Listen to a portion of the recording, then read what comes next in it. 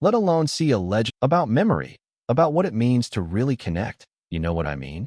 So picture this, sun just barely up, the air kind of biting but sweet, golden light hitting those endless Iowa cornfields, and families already crowding in for the harvest festival.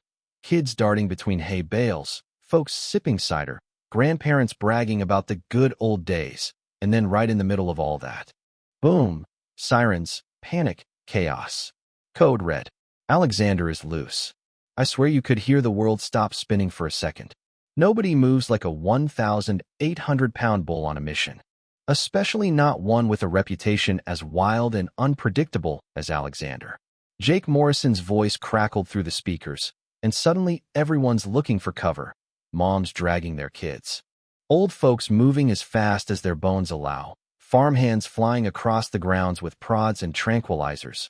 Boots pounding, people yelling. And standing there, right in the middle of it all, was this tiny figure, 8-year-old Tommy Patterson, still as a statue, like he's carved out of sunlight and stubbornness.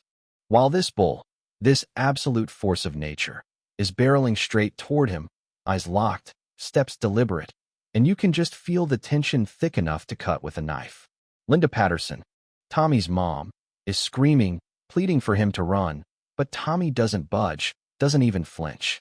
Something in the way Alexander moves, the way he keeps his head down and his eyes fixed on that boy, tells you this isn't just a rampaging animal. There's a story here, something old and powerful churning underneath. The bull isn't panicked, isn't looking to escape. He's got a destination. And it's Tommy, and everyone's waiting for the worst. Phones up, windows fogged with breath. You can hear the collective gasp with every step Alexander takes closer. Jake, steady hands. 15 years in the business, but you can see him sweating, has the tranquilizer gun aimed, ready to drop the bull if he so much as twitches wrong. But Alexander just keeps coming, slower and slower, until he's 5 yards out, and then stops, breath steaming, eyes locked on Tommy.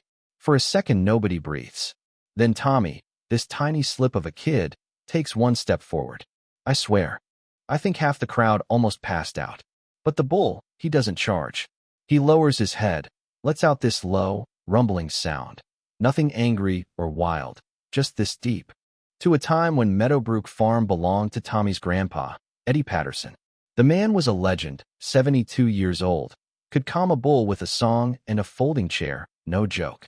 Eddie rescued Alexander when he was just a calf, broken and scared from a place nobody likes to talk about, places where animals learn to hate people. 3 farms gave up on Alexander, called him a lost cause, but not Eddie. He saw something else, sat with that calf every single morning, just existing, humming old tunes, reading the paper out loud, waiting for trust to catch up to patience. Tommy was 3 back then, followed his grandpa everywhere, learning what real gentleness looks like. Why's Alexander so scared? He'd ask. And Eddie would say, because people hurt him, inside where we can't see. So we wait, we show up, we let him heal. Bit by bit, Alexander came around. First touch, then head resting on Eddie's shoulder, then finally letting little Tommy near. That bull got huge, 6 feet at the shoulder, strong as a truck, but with Eddie and Tommy, he was all softness and care. Summers went by, Tommy grew, Eddie grew older, Alexander grew gentle. Then, like life loves to do, it all came crashing down. Eddie died, heart attack in the barn, no warning, just gone. Tommy was heartbroken, asked every birthday if they could bring Alexander home, but money and business don't bend for the wishes of a kid. 3 years went by, Tommy growing up, Alexander forgotten. Or so everyone thought. Then luck, or maybe something deeper, stepped in. The corporation went under, animals went to auction, and Tommy's dad found a way to bring Alexander home. Just in time for Tommy's 8th birthday. But Alexander wasn't the same. He was mean, unpredictable, all those old scars wide open again. Nobody could get near him. Until today. And right there, in the middle of a panic, with 200 people watching, that wall broke. It wasn't the tranquilizers or the prods or the years of training. It was Tommy, standing in sunlight, whispering the memories of a better time. You could see it in Alexander's eyes, a glimmer of something soft, a flash of recognition. Tommy put his hand on that giant head, talked about Grandpa Eddie. Tommy tucked in against that warm, massive side, just like he used to, and the whole crowd just watched. Nobody moved. Nobody even breathed. Dr. Rodriguez, the vet, she kept whispering that it was impossible, that bulls don't remember like that, not after years apart, not after so much pain. But Alexander didn't just remember. He forgave, he loved. He let Tommy in. And it wasn't just the bull who changed. That moment, that connection, it shifted something in everyone. People started talking, not just about animal memory, but about kindness, helping others see what Eddie had always seen. Even Alexander, once the terror of the farm, became the gentle giant again, ambassador for a new way of doing things, proof that love, even buried and battered, never really dies. Now, the video of that moment went viral. Hashtag Alexander and Tommy blew up on every platform, animal behaviorists arguing, regular folks just crying and sharing their own stories of impossible reunions. Dr. Temple Grandin, yeah, the expert, she even tweeted about it, said maybe it's time to rewrite the textbooks. But for Tommy, none of that mattered. What mattered was that his friend remembered him, that after all the pain, all the loss, that bond still held. So, next time you hear someone say animals don't feel or memory doesn't last, think of Tommy and Alexander. Think of a boy and his bull, lying together in the autumn sun, proving that love, patience, and the willingness to believe can bridge any gap. If this story moved you even half as much as it moved us, go ahead, share your thoughts in the comments. Do you believe animals remember kindness? Where do you draw the line between science and something bigger? Hit like, subscribe, and let's keep this conversation alive, because, honestly, stories like this are the ones that change us, that remind us what's possible if we're willing to see it.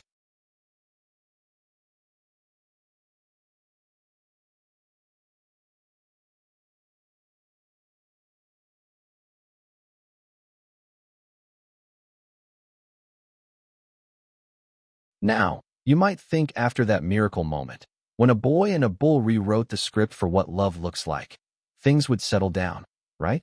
But let me back up a sec, because real life doesn't tie things up with a bow, especially not out on an old Iowa farm where every sunrise seems to promise peace, but every sunset has its own secrets.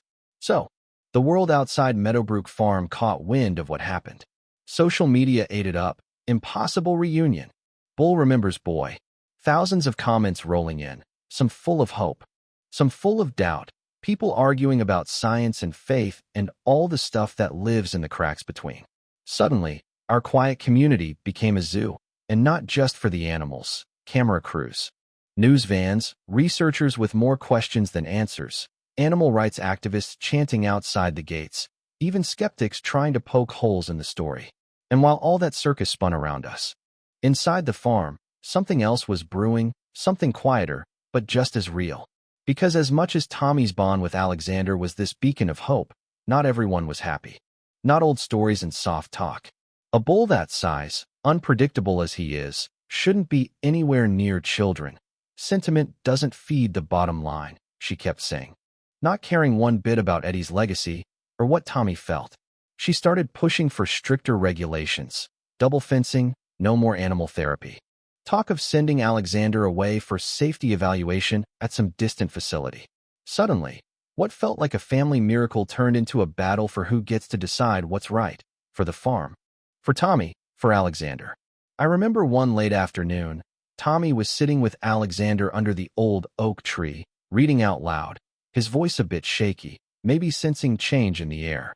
A visiting neuroscientist from California said she'd flown in after seeing the viral video.